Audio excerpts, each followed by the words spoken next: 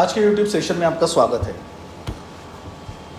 आज आगे बढ़ाते हैं पिछले वीडियो की बात को।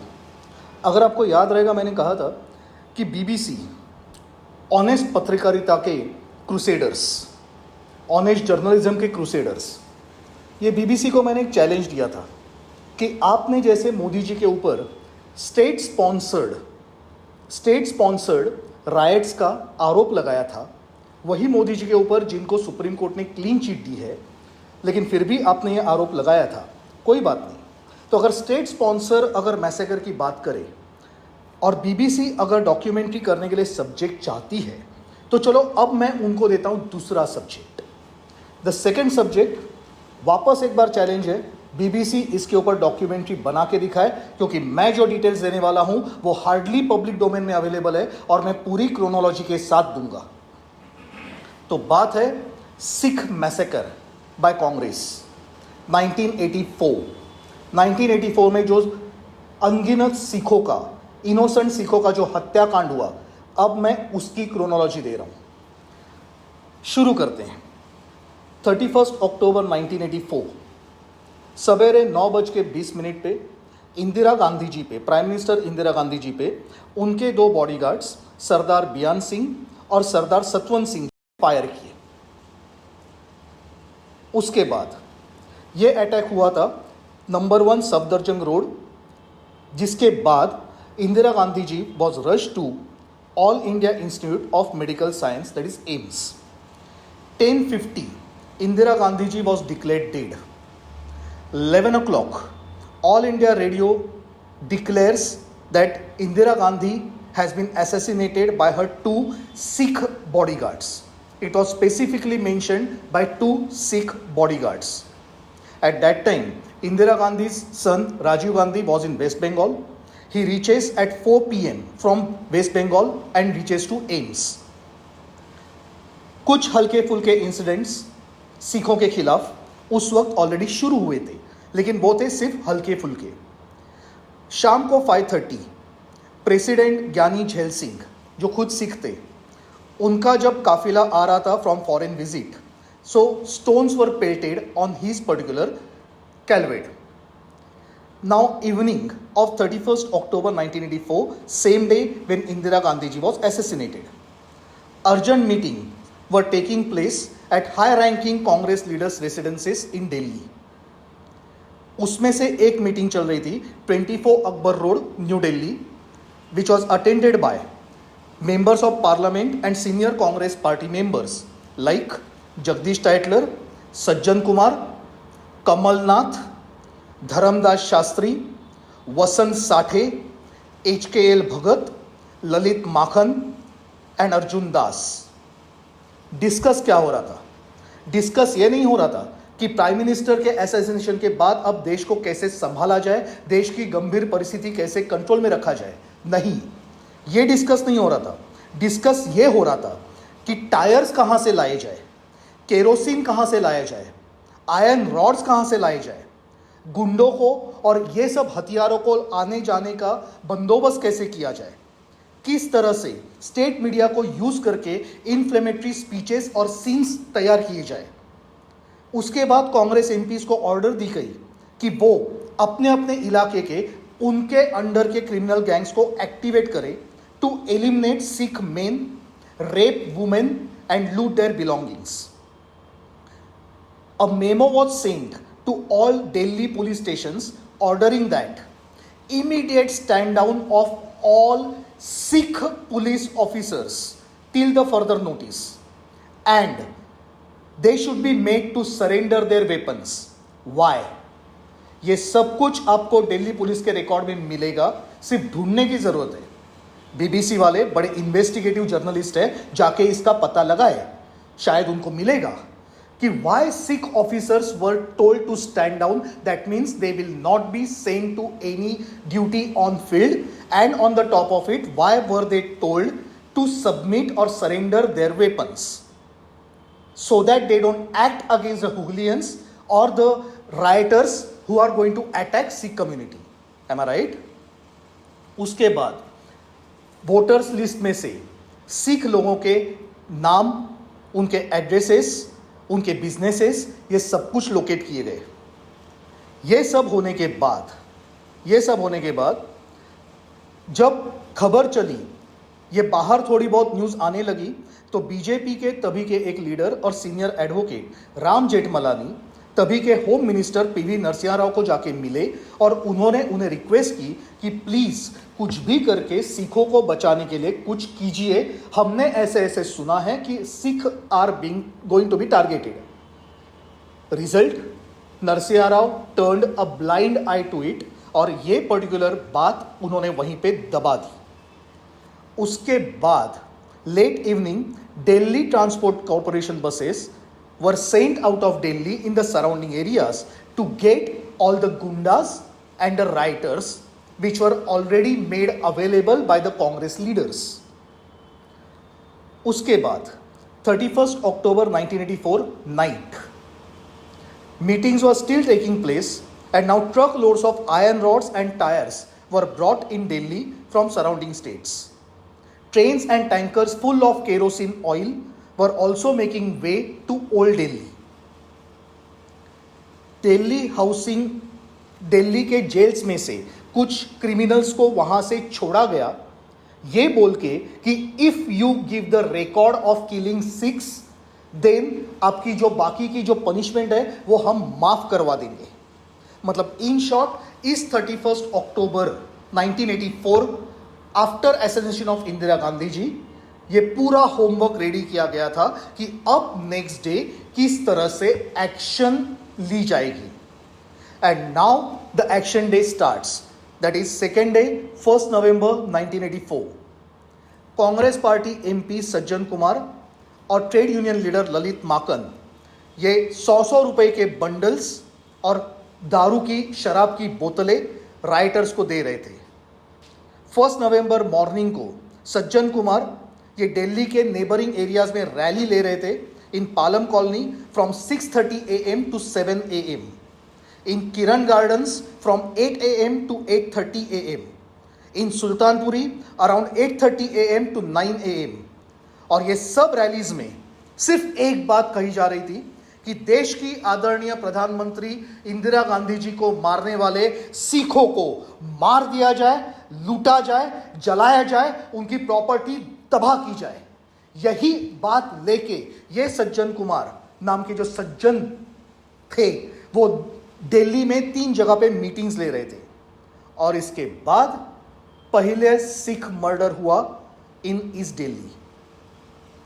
सवेरे 9 बजे 9 o'clock armed mob took over the streets of Delhi and launched a massacre. सबसे पहला टारगेट था गुरुद्वारास।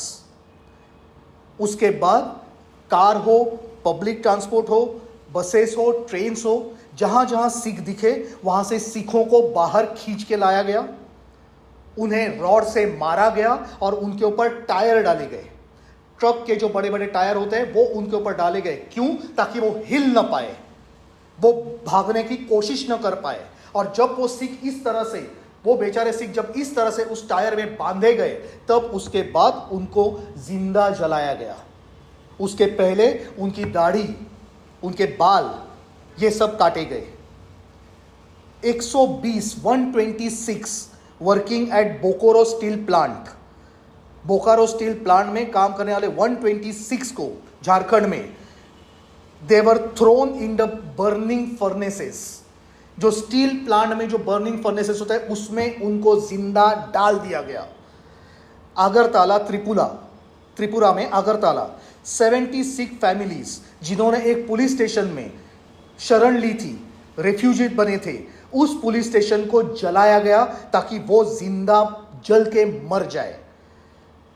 इन Jabalpur Madhya Pradesh 12 Sikhs were hanged from the ceiling at the railway platform in open public eye.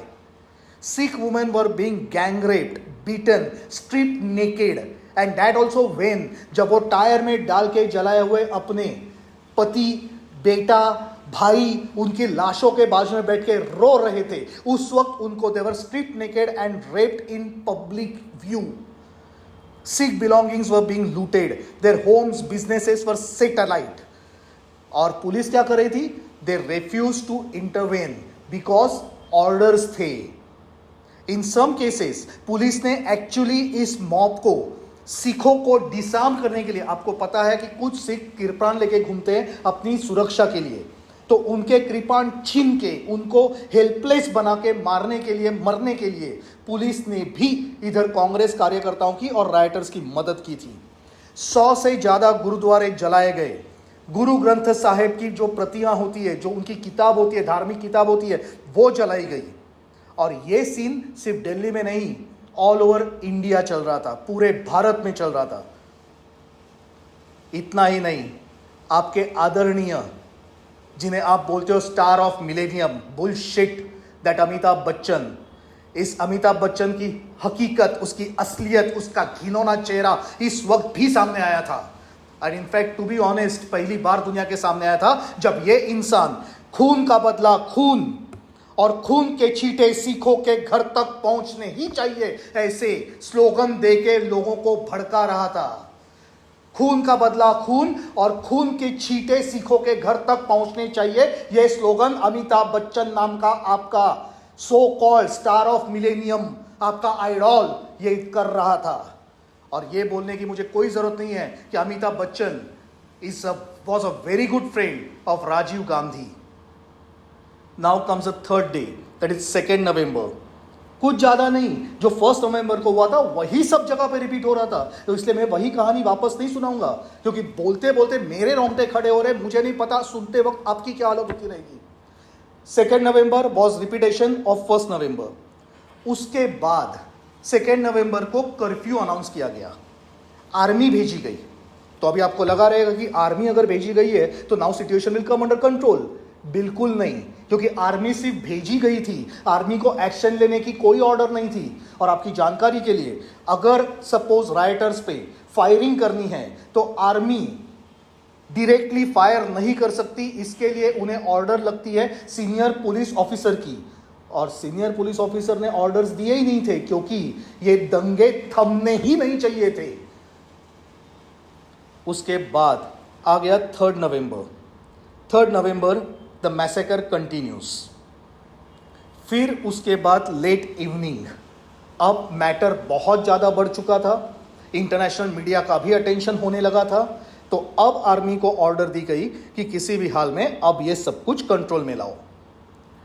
और उसके बाद ये दंगे थमने लगे। अगर ये राइट नाउ वीडियो दिल्ली के कुछ पुराने जानते हुए लोग अगर सपोज देखते रहेंगे तो याद कीजिए किस तरह से एम्स में और दिल्ली के सड़कों पे सिखों के डेड बॉडीज बिखरे हुए थे, किस तरह से जगह जगह पे टायर में जलते हुए बॉडीज के निशान दिख रहे थे। वो जो दृश्य है, वो जिन्होंने देखा है वो शायद उसके बाद महीनों तक कभी खाना नहीं खा पाए होंगे। ये इतना घिनौना दृश्य था। और ओवरऑल ये 3 दिनों में more than 30,000 Sikhs perished throughout Bharat. इन 4 दिनों में 100 से ज्यादा Sikh women went missing permanently.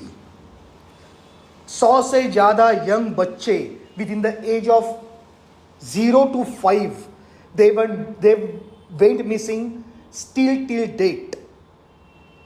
और ये होने के बाद जब Rajiv Gandhi when he became the prime minister, he had already become the prime minister, जब उनसे पूछा गया कि सरकार ने ये एक्शन पहले क्यों नहीं ली, दंगे थमाने की कोशिश क्यों नहीं की गई, क्यों इतने दंगे फैलते गए, तो उन निर्लज्ज भाई साहब का जवाब ये था। The prime minister of India Rajiv Gandhi बेशर्मी की हद तक पहुंच के उन्होंने जवाब ये दिया था, when a big tree falls the ground is bound to shake.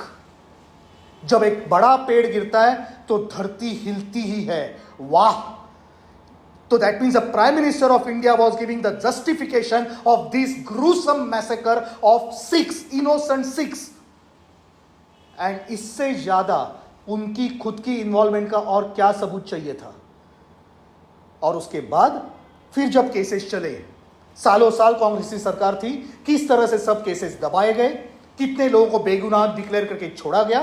That mockery of judiciary and that mockery of governance Bharat में सबने देखी है.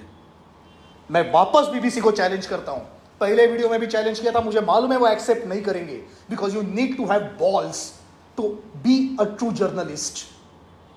The leftist they can't be journalist because उनको सिर्फ एक साइड दिखती है. और आज एक दूसरा मुद्दा मैं आपके सामने ये भी रख रहा हूं. अगर ये बीबीसी पीएम मोदी को गोधरा कांड के लिए अगर रिस्पॉन्सिबल ठहराती है, जो हिंदू ने जो राइट्स किए थे उसके लिए वो अगर पीएम मोदी को रिस्पॉन्सिबल ठहराती है, तो मेरा सवाल ये आता है दैट हिंदूज ने जो राइट्स किए थे that was a reaction because the first action was taken by Congress sponsored, Congress MPs, corporators and their mob of Muslims, जिन्होंने गोधरा में इनोसेंट कार सेवकों को जिंदा जलाया था. 59 कार सेवक इंक्लूडिंग छोटे बच्चे, औरतें एज वेल एज बूढ़े, इन सबको जब जिंदा जलाया गया था उसके रिएक्शन में वो राइट्स हुए थे. मेरा सवाल यह आता है 1984 में जिन सिख्स को मारा गया, जिन इनोसेंट सिख्स को मारा गया, उन्होंने क्या पाप किया था? कौन से एक्शन के लिए उन्हें रिएक्शन भुगतना पड़ा?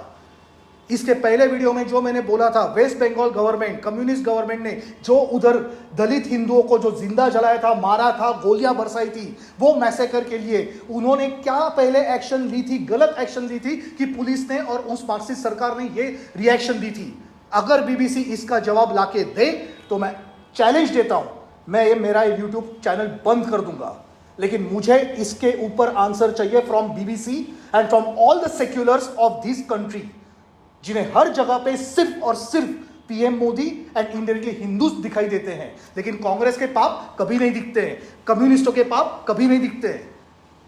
अगर सवाल उठाना है सब पे उठाओ. कोई भी वायलेंस मैं सपोर्ट नहीं करता, लेकिन वायलेंस की क्या वजह है मैं पहले वो जानने की कोशिश करता हूं और आपको रिक्वेस्ट करता हूं आप भी कीजिए और ये सवाल पूछना शुरू कीजिए. जब तक आप ये नहीं करोगे तब तक ये फेक प्रोपेगेंडास ऐसे ही चलते रहेंगे. आपकी भी जिम्मेदारी है, मेरी भी जिम्मेदारी है इस देश को गलत फहमी का शिकार न होने देने की. आपको ये वीडियो पसंद आया रहेगा तो लाइक कीजिए, शेयर कीजिए, सब्सक्राइब कीजिए. नमस्कार, जय हिंद, जय भारत.